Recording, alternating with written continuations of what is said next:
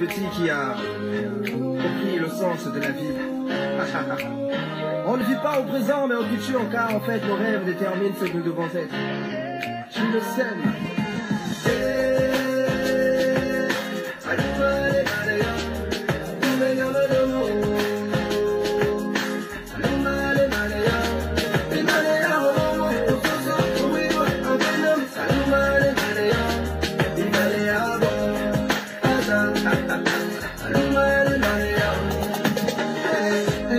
Se lève sur la terre des hommes, je vis des frères et des sœurs descendre dans nos rues, c'était la liberté.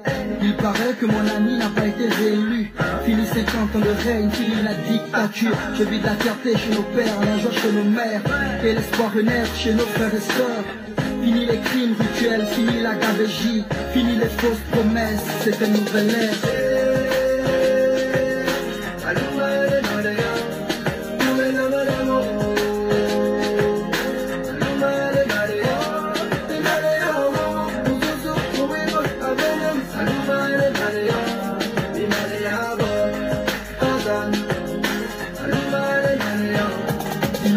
Justice, oui, telle est la devise. Une pensée à tous ceux qui se sont battus pour ce pays.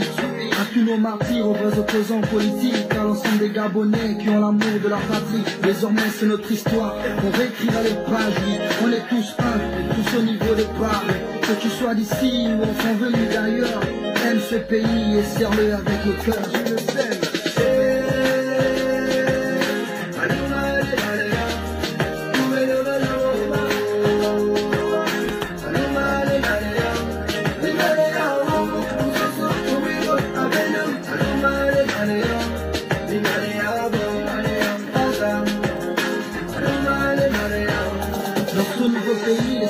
Sont tous rois, riches ou pauvres, on a tous les mêmes droits. Ce pays est le nôtre, c'est la terre de nos ancêtres. Les richesses du sous-sol, c'est pour tous les Gabonais.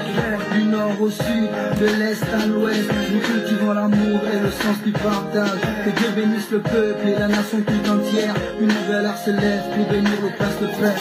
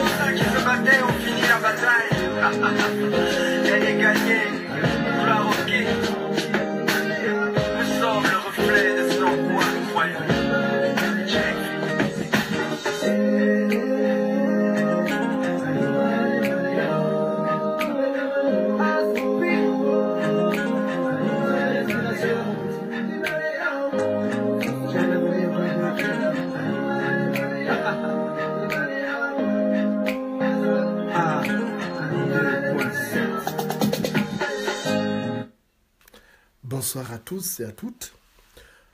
Merci de m'accueillir chez vous ce soir. Je viens vous parler de cette histoire qui fait couler beaucoup d'encre et de salive à Libreville, la capitale gabonaise. L'histoire du faux commando qui a fait irruption hier dans les rédactions d'Africa numéro 1, la station panafricaine, de TV+, la chaîne du futur, propriété de Femba Oubam, de Gabon Télévision, la chaîne publique gabonaise, et dans d'autres endroits, notamment au siège de l'Union européenne à Libreville. Alors, cet événement a suscité beaucoup de réactions et beaucoup se sont posés des questions sur les réelles motivations de l'homme, le présumé commando là, chef d'orchestre même, qui a menacé de faire exploser les différents ministères à Libreville. Il s'agit de Roland Abba, ancien candidat à l'élection présidentielle du 27 août dernier, candidat malheureux, et qui avait rallié la galaxie Jean-Ping. Qu'est-ce qui s'est réellement passé? Ce qui s'est passé, c'est que, tout simplement, le régime d'Ali Bongo est gêné aux entournures, gêné par l'arrivée prochaine de la Cour pénale internationale à Libreville, a cherché à allumer ce qu'on appelle un contre-feu. Parce qu'il s'est finalement rendu compte que les opposants qui avaient déposé une plainte à la suite de la première requête du gouvernement gabonais, donc ce régime s'est rendu compte que les opposants disposaient de beaucoup de preuves accablantes contre le régime d'Ali Bongo. Donc, qu'est-ce qu'il fallait faire? Il fallait trouver donc un contre-feu. Un contre-feu pour faire en sorte que les enquêteurs de la Cour pénale internationale prennent peur. Il fallait mettre le pays dans un état d'instabilité qui rendrait impossible toute mission des enquêteurs de la Cour pénale internationale qui viennent d'abord pour information. Donc, Ali Bongo, ce dictateur chancelant, a donc réuni ces sicaires, les sicaires du régime, en tête desquels Hervé Patrick Opianga, son conseiller très personnel. Il a réuni le général Jean Ekwa, commandant en chef de la gendarmerie. Il a réuni le général Paul Opera, qui est en service à l'état général des armées. Il a réuni Jean-Luc Afan, qui est directeur de la sécurité rapprochée et des aides-camps du président de la République, par défaut, il faut préciser. Il a réuni beaucoup de monde et avec comme pilier pour réussir la communication Alain-Claude Bilibinze, ministre de la Communication du gouvernement des putschistes.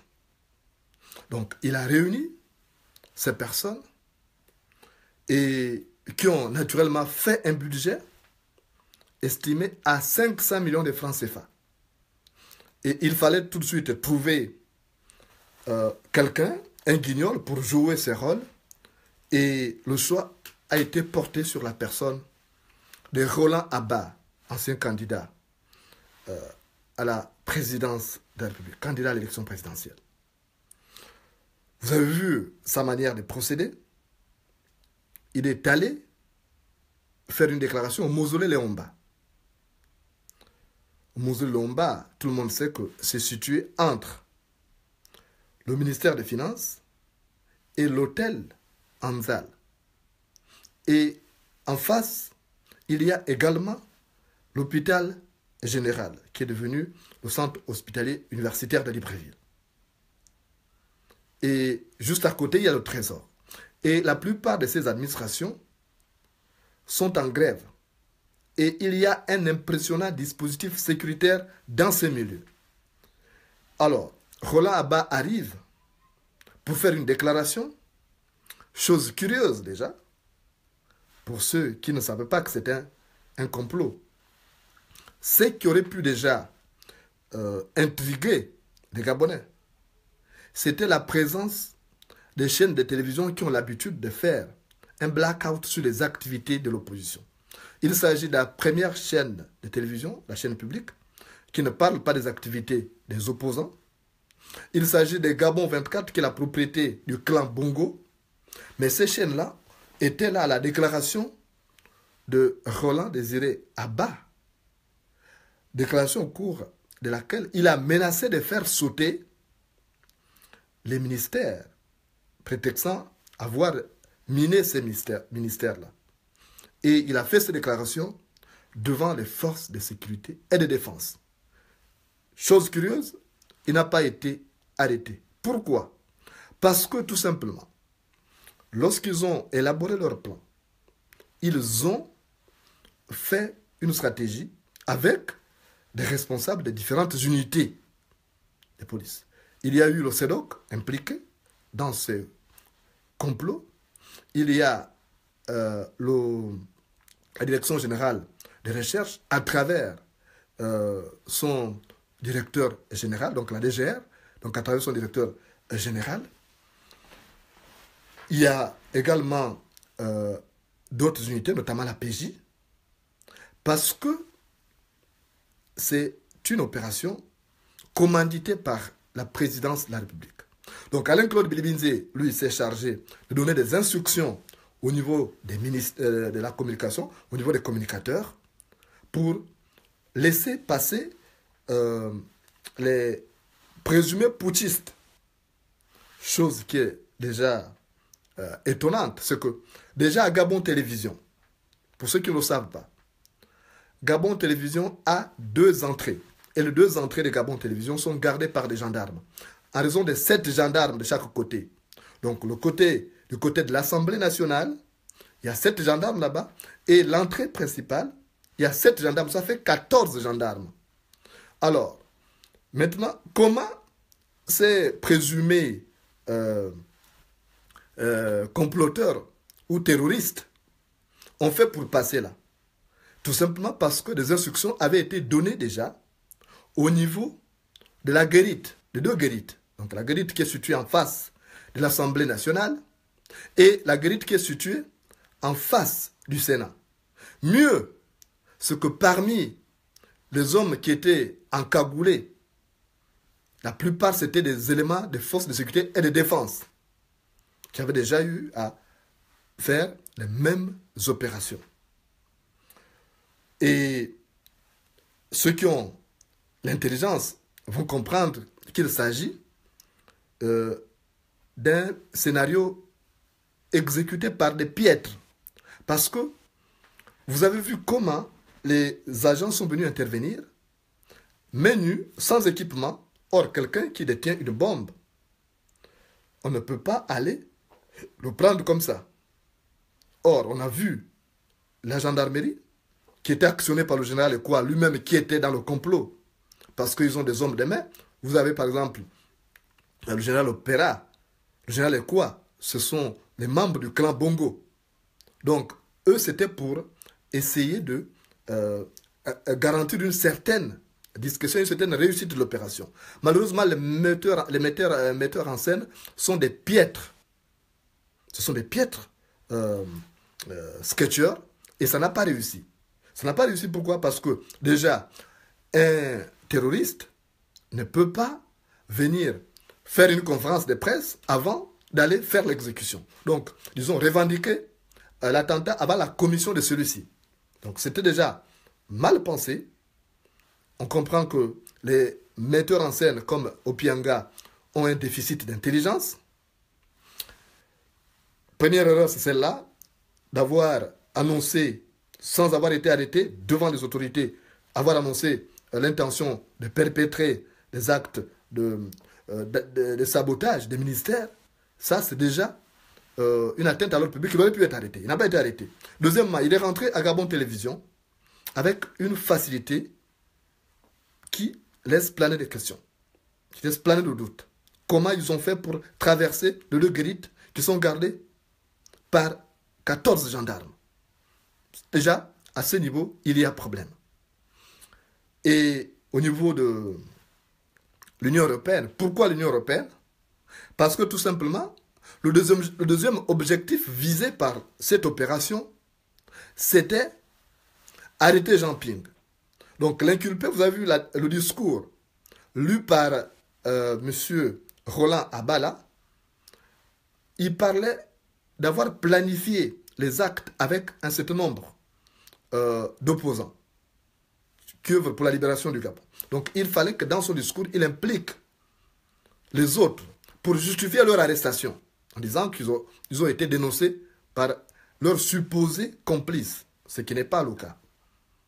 Donc, Roland Ba, dans son discours, il a orienté les soupçons vers Jean Ping, par ricochet. Ce qui était déjà grave, parce que Ali Bongo voulait justifier l'arrestation de Jean Ping, et même son empoisonnement, parce que c'était planifié déjà. De toute façon, avec le Opianga, les autres qui ne dorment plus du sommet du juste, ils savent qu'ils ne sont plus en paix, et qu'il faut coûte que coûte envoyer Jean Ping en prison, et après il faut l'affecter au tombeau. Donc voilà l'un des objectifs. Et ils ont voulu profiter de cette occasion pour brûler le quartier général de Jean Ping, le QG, où il y a des traces de tirs, parce que tout n'a pas été nettoyé. Ils avaient été intelligents, ils attendent l'arrivée de la Cour pénale internationale. Donc il fallait faire disparaître toutes ces traces-là. Il fallait mettre d'abord le pays à feu et à sang, enfin, du moins la capitale gabonaise, Libreville, pour justifier une intervention militaire pour commettre les mêmes actes. Et je veux même vous informer que parmi les gens du commando, là, il y a des gendarmes qui avaient brûlé eux-mêmes l'Assemblée nationale. Parce que l'Assemblée nationale a été brûlée par des gendarmes. Ça, je peux vous donner cette information. Je sais de quoi je parle. Ce sont des gendarmes qui sont instrumentalisés par le pouvoir, qui ont posé des actes de pyromanie pour justifier l'attaque du quartier général de Jean Ping. Et tout ça, c'était instrumentalisé par M. Hervé Patrick Opianga, qui est le conseiller très personnel d'Ali Bongo. Donc, les choses se sont passées comme ça. Maintenant, pourquoi l'Union européenne? Parce que, naturellement, le régime en place, c'est que l'Union européenne a exprimé une position qui semble être perçue comme une sympathie envers l'opposition gabonaise. Donc, il fallait mettre à mal l'opposition gabonaise avec l'Union européenne. Donc, il fallait donc absolument envoyer le terroriste là-bas avec des bombes pour dire que les opposants en veulent à la vie des responsables, des fonctionnaires de l'Union européenne. Donc, mais ce qui est tout à fait incohérent, parce que les opposants n'ont aucune raison d'en vouloir aux responsables de l'Union européenne dès lors qu'ils ont tout fait, ils ont pesé de tout leur poids pour que leur Parlement, le Parlement européen, vote des sanctions contre le régime de Libreville. Mais Ali Bongo et ses metteurs en scène d'une piètre prestation ont compris qu'il fallait envoyer M. Abba au niveau de l'Union européenne pour tenter de mettre à mal l'opposition gabonaise avec l'Union européenne.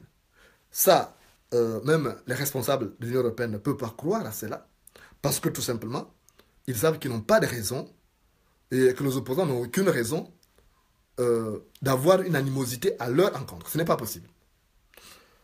Donc, autre chose qui a retenu l'attention, c'est que au niveau de la PJ, avec trop de facilité, Roland Ba s'est rendu à la police judiciaire. Il s'est rendu à la police judiciaire et, curieusement, les autres membres du commando n'ont pas été recherchés jusqu'à ce jour. On n'a pas cherché à savoir. Et Roland Abba, il n'est pas inquiété. En fait, tout se passe bien. Parce qu'il s'agit tout simplement d'une nouvelle pièce de théâtre qu'Ali Bongo a mise en place pour tenter de tromper l'opinion. C'est une manœuvre dolosive, mais qui n'a pas marché parce que nous avons à Libreville, nous avons au Gabon particulièrement, des piètres dirigeants qui ne savent pas mimer à la perfection les autres. Jacques Bauer, lui, il a parlé de 24 heures chrono. Jacques Bauer a parlé de 24 heures chrono. Mais Roland Abba, lui, il parle de 72 heures chrono. C'est-à-dire qu'il n'est pas rapide. On a tout le temps ici de pouvoir mettre la main sur lui. Parce qu'un terroriste n'agit pas de cette manière-là. Il agit avec rapidité, avec diligence et dextérité. Il n'a pas besoin de faire des conférences de presse. Il n'a pas besoin de prévenir. Il revendique son attentat après l'acte, après la commission de celui-ci. Donc, on a vu que le film a été mal exécuté. Peut-être faudrait-il qu'Ali Bongo lance un appel d'offres à l'international pour avoir de bons metteurs en scène. Parce que le singe qui imite l'autre est toujours en retard d'un geste. Donc, vous avez ici des dirigeants qui sont en décrit, et qui sont en mal d'inspiration, qui n'ont pas réussi leur coup. Ça ressemble au coup de, je disais hier déjà, la fausse découverte d'une cache d'armes au niveau du Cap Esterias. Vous imaginez, on découvre des armes quelque part et les agents qui arrivent sur place se mettent à manier ces armes, menus, sans savoir comment, quel est le mode d'emploi. C'est trop facile. Et tout de suite, conférence de presse du procureur de la République, et ça a toujours été comme ça. Et le régime est en mal d'inspiration. Donc, on a dépensé encore 500 millions de francs CFA pour une piètre prestation de ces metteurs en scène, pendant que les Gabonais souffrent, pendant qu'il y a des grèves dans la santé publique, pendant qu'il y a des hôpitaux qui n'ont pas de médicaments. Mais Ali Bongo accepte de financer une opération à 500 millions de francs CFA pour des conneries. Parce que, naturellement, il veut allumer un contre-feu pour divertir l'opinion nationale. Vous savez, l'homme qui se noie s'accroche à tout, même à un serpent. Aujourd'hui, Ali Bongo est comme un malade. J'en rigolais tout à l'heure avec un ami. Ali Bongo est comme un malade. Un malade qui a été refusé par les hôpitaux, refusé par les Nganga. On l'a mis à la porte, on lui dit, va à la maison, va attendre une fois la mort. On a dit à ses parents, on ne peut plus guérir ces malades-là, amène-le à la maison, il va aller attendre la mort là-bas. Mais il ne croit pas qu'il va mourir. Ou alors, dans un dernier instinct de survie, il va accepter tous les remèdes que toutes les personnes qui vont défiler chez lui vont lui proposer. C'est comme ça qu'Ali Bongo accepte ce genre de contre-feu dont la mise en scène est exécutée avec beaucoup de maladresse, au point de susciter même des interrogations chez les Gabonais les plus obtus. Donc, c'est ça le véritable problème. Pour récapituler, c'est une opération qui a été planifiée par Ali Bongo, lui-même il savait. Les responsables du ministère de l'Intérieur des différents départements chargés de la sécurité au Gabon savaient. Il fallait intervenir. Mais je vous dis, ça n'a pas ébranlé par les Gabonais. Derrière Gabon Télévision, où les gens mangent leur Nike chaque soir, la vie a continué le soir. Les gens continuent à manger leur Nike parce qu'ils savaient que c'était une mise en scène. Tout le monde sait très bien que c'était une mise en scène. Donc, derrière l'assemblée là-bas, où les gens mangent les Nike chaque soir, mangent les brochettes, ils étaient tranquilles, l'ambiance a continué. Ça n'a pas ébranlé les Gabonais. Ils ont compris que c'est encore une mise en scène de ces piètres acteurs qu'on appelle Ali Bongo, Jacques Bauer de Gabon. Donc, franchement, Ali Bongo a intérêt à faire un appel d'offres pour avoir des grands scénaristes pour qu'il essaie de réussir ces scènes, ces mises en scène, parce qu'à ce niveau, il a fini par perdre du crédit et l'acte qu'il a posé hier n'est pas de nature à redorer son blason aussi bien sur le plan national que sur le plan international. C'est comme ce qui s'est passé aujourd'hui au niveau du Trocadéro. Vous avez vu Gaël Koumba Ayumé, qui a été conduit par la police française et qui est venu au Trocadéro avec une tenue militaire alors qu'il n'est pas militaire. Et la police que nous avons saisie à plusieurs reprises savait que ce type-là venait avec des intentions belliqueuses et il a été rejeté. Et Gaël Koumba a confié à un frère au téléphone aujourd'hui. Il a dit, ah, la mission a foiré. Moi, ce qui me reste, c'est de rentrer. Je fais juste mon shopping. L'argent qu'on m'a donné, je fais mon shopping. Je rentre. Donc, il a compris qu'il a échoué. Sur quelle base le pouvoir a pu dépenser beaucoup d'argent pour envoyer Gaël Koumba Ayumé en France, sachant que Trocadéro n'est pas Rio? Ça veut dire que ce régime ne réfléchit même pas. Parce que dans le contexte sécuritaire actuel, la France ne pouvait pas laisser une confrontation entre deux camps. Parce que tout se passe d'abord sur son territoire. Et Gaël Koumba a dit que ce qui était pour lui important, c'était de faire son shopping et il rentre. Parce que ça faisait longtemps qu'il n'était pas venu en France. Il fallait qu'il profite pour faire son shopping. Acheter de nouvelles tenues, de nouveaux téléphones. Donc, Lui, il a dit qu'il a échoué parce que c'est qu'au niveau de la France, il ne peut rien faire. Tout est regardé, tout est scruté à la loupe. Trocadéro n'est pas Rio. Donc, voilà, chers compatriotes, l'état dans lequel se trouve le Gabon. Le Gabon, l'état n'existe plus. L'état a été remplacé par une mafia.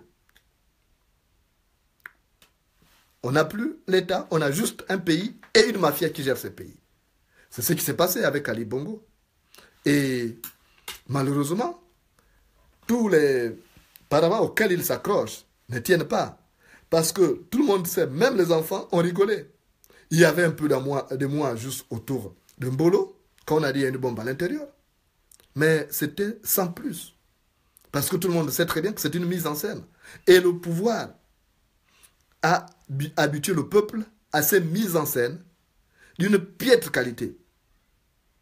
Et c'est désolant. Parce que tout ce qu'il fait ne marche pas. Ça signifie que les génies du Gabon ne veulent plus de lui. Ça signifie que les esprits ne veulent plus de lui. Ça signifie que nos ancêtres ne veulent plus de lui. Ça signifie que le peuple gabonais ne veut plus de lui. Ça signifie, en définitive, que Dieu ne veut plus de lui comme président du Gabon et il doit dégager. Parce que tout simplement, ce que Dieu a décidé, il ne peut pas l'empêcher. Donc, l'Italie Bongo, pour ceux qui le voient, de faire l'appel d'offres à l'international pour avoir des metteurs en scène, pour essayer de réussir ces sketchs. Mais aujourd'hui, ces sketchs-là n'arrivent plus à divertir le peuple gabonais parce qu'il est concentré sur un objectif fondamental, celui de son départ. Parce que tout simplement, on ne marche pas en regardant les étoiles quand on a un caillou dans sa chaussure. Ali Bongo n'a encore rien compris, mais ce qui est sûr, c'est qu'il va dégager parce que tout le monde ne veut plus de ça au Gabon. Tout le monde dit une chose, Ibou Mata. Ibubu mato, yo, ibubu mato, pingaloto, ibubu mato, yo, pingaloto, ibubu kayendo, yo, ibuba yende, yo, pingaloto, ibubu mato, yo, pingaloto,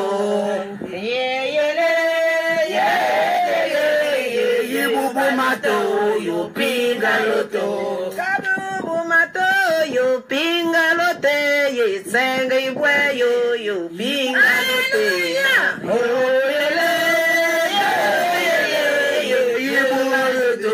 yo pingaloto ibubu yendo mo lunga bonsala webe ye ibubu yendo yo pingaloto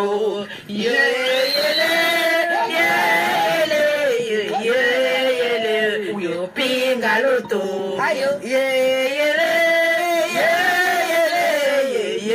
mato yo pingaloto salo mesala uame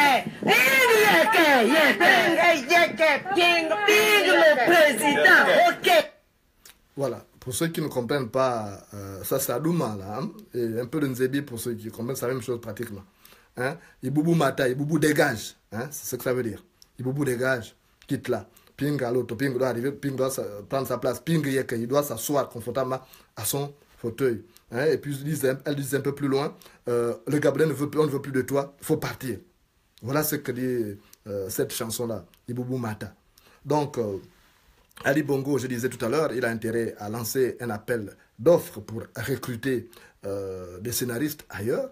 Mais déjà, il faut qu'il fasse une réunion de crise pour réfléchir parce qu'aujourd'hui, tout le monde est convaincu que tout ce qu'il a tenté ne marche pas. Ce qu'il a tenté hier à Libreville n'a pas marché. Ce qu'il a tenté à Paris à travers la personne du général de Mapane, Gaël Koumba, ça n'a pas marché. Donc il faut qu'il fasse une réunion de crise. Bon, d'autres ont donné des explications que si la bombe du commando là n'a pas explosé, c'est parce que quelqu'un aurait aspergé cette bombe-là de l'eau du H20 du professeur Mathieu Koumba. Donc, est-ce que ça a un impact là-dessus? Je ne sais pas. Des gens disent que non, c'est parce que quand j'ai amené la bombe à la RTG, ça a touché le H20 du professeur Mathieu Kumba. Donc, est-ce que c'est ça? Au cours d'une réunion de crise, ils vont devoir déterminer quelles sont les causes. Parce qu'une bombe doit sauter, à ce qui semble.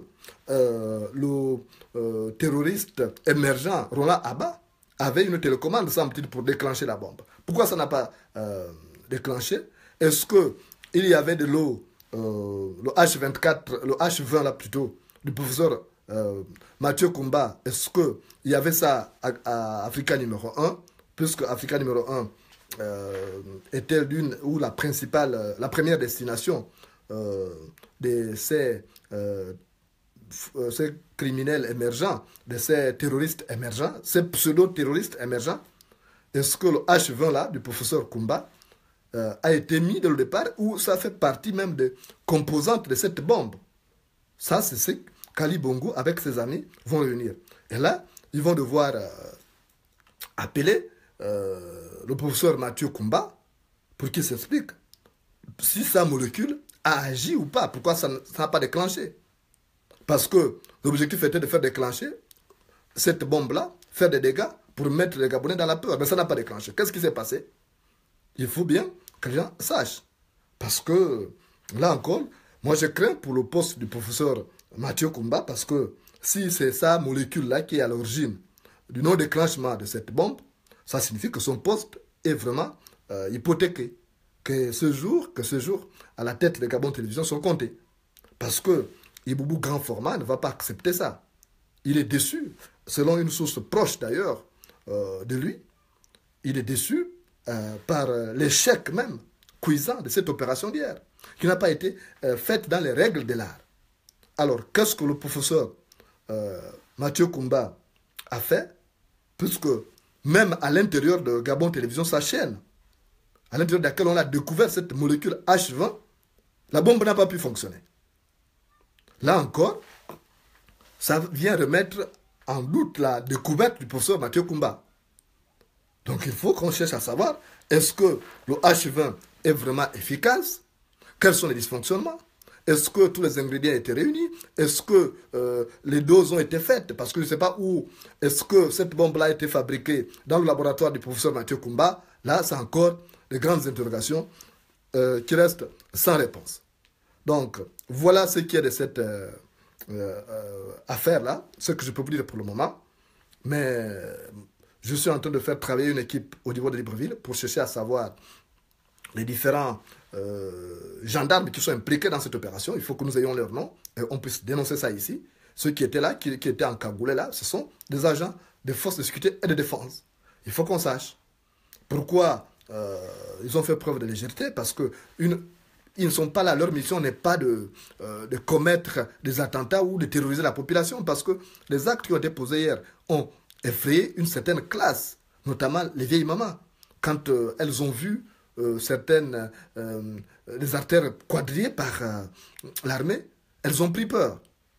Donc tout ça, ce sont des choses à voir. J'espère qu'ils vont faire une réunion de crise entre les fournisseurs ou les fabricants de la bombe. Et là, ils vont encore appeler le professeur Mathieu Kumba. Il y a ceux qui ont bu. Est-ce que le terroriste émergent Roland Abba, il a déclaré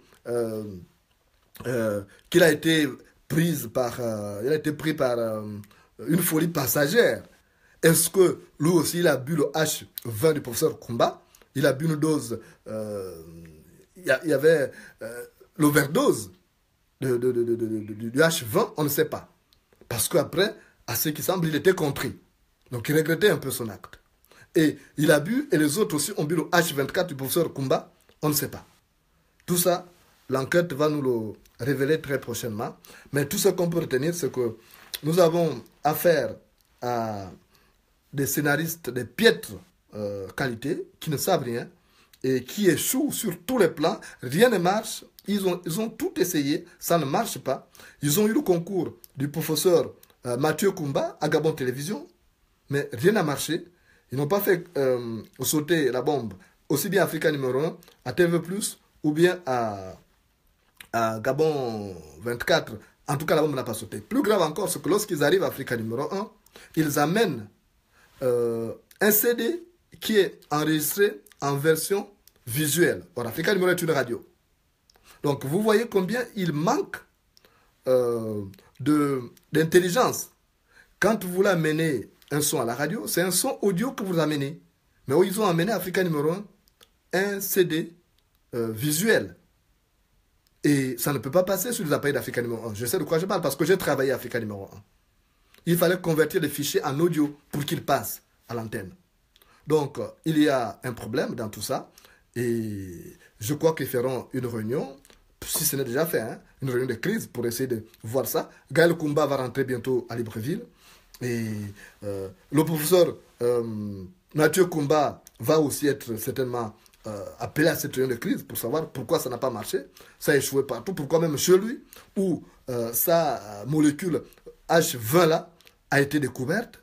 Et pourquoi ça n'a pas marché là-bas? Parce que ça signifie qu'il y a vraiment un problème. Ça aurait pu marcher dans l'une des étapes quand même. Si ce n'est pas Africa numéro 1, au moins là-bas, là où on a découvert la molécule H20 du professeur Koumba. Mais ça n'a pas marché. Ça signifie qu'Ali Bongo a des problèmes et à défaut de faire appel aux scénaristes talentueux, à Jack Bauer, il doit pouvoir faire l'appel d'offres en allant voir. Lui qui a été aux États-Unis, qui a des amis aux États-Unis, il peut aller recruter des metteurs en scène aux États-Unis. Parce que le Roland Abba Bauer, là, il n'est pas comme Jack Bauer. Lui, il parle de 72 heures chrono. Or, Jack Bauer parle de 24 heures chrono. Donc, ça doit aller très vite. Et quand il y a une opération comme ça, ça doit être exécuté vite et dans les règles de l'art. Ce qui n'a pas été le cas pour cette opération. Et c'est bien dommage pour ces piètres comédiens qu'on appelle Roland Abba. Parce que il aura été dans cette affaire rien qu'un lampiste. Et vous le savez comme moi, que tous ceux qui s'adonnent à ce genre d'actes-là finissent par payer le tribut. Parce que quand l'on monte, les poissons mangent les fourmis. Et quand l'on baisse, les fourmis mangent les poissons. Et tous les autres metteurs en scène vont devoir rendre compte à Ali Bongo. Parce qu'Ali Bongo a dépensé de l'argent, 500 millions de francs CFA pour tenter de faire passer cette opération qui devrait jouer sur sa destinée. Parce qu'il s'agit de sauver sa peau, il s'agit de sauver le soldat Ali Bongo face à la Cour pénale internationale qui est prêt à le saisir par le cou et l'amener à la Cour pénale pour qu'il réponde de ses actes devant la loi. Voilà ce qu'on peut dire sur ce dossier. Nous pourrons revenir s'il y a de nouveaux développements, si jamais ils revoient leur scénario et si le professeur Mathieu Koumba donne de nouvelles molécules qui peuvent être efficaces pour l'enclenchement de ces bombes-là, alors on pourra revenir ici pour en parler. Mais pour le moment, le peuple gabonais a des vraies préoccupations. Il ne va pas s'arrêter pour suivre ces comédiens de piètre qualité. Parce que, tout simplement, le chasseur qui poursuit l'éléphant ne s'arrête pas pour tirer sur le singe.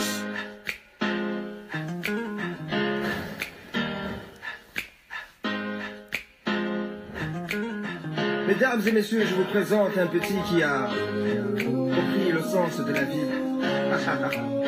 On ne vit pas au présent, mais au futur, car en fait, nos rêves déterminent ce que nous devons être. Je le sais.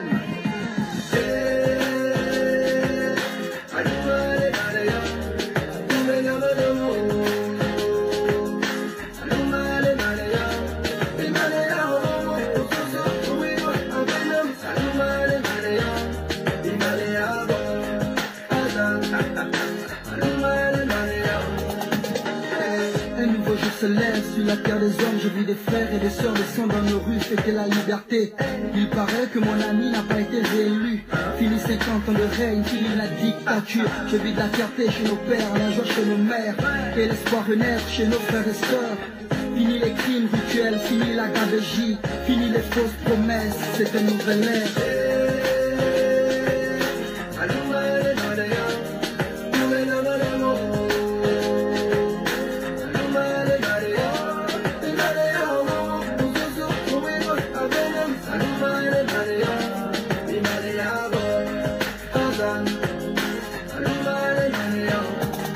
contre d'injustice, oui, telle est la devise. Une pensée à tous ceux qui se sont battus pour ce pays.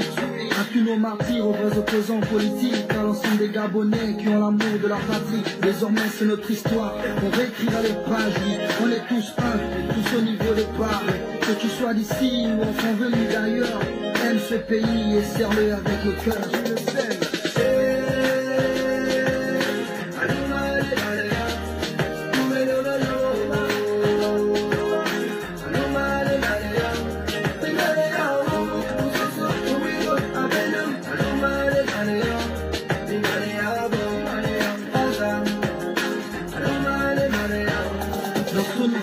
Les citoyens sont tous rois, riches ou pauvres, on a tous les mêmes droits. Ce pays est le nôtre, c'est la terre de nos ancêtres. Les richesses du sous-sol, c'est pour tous les Gabonais.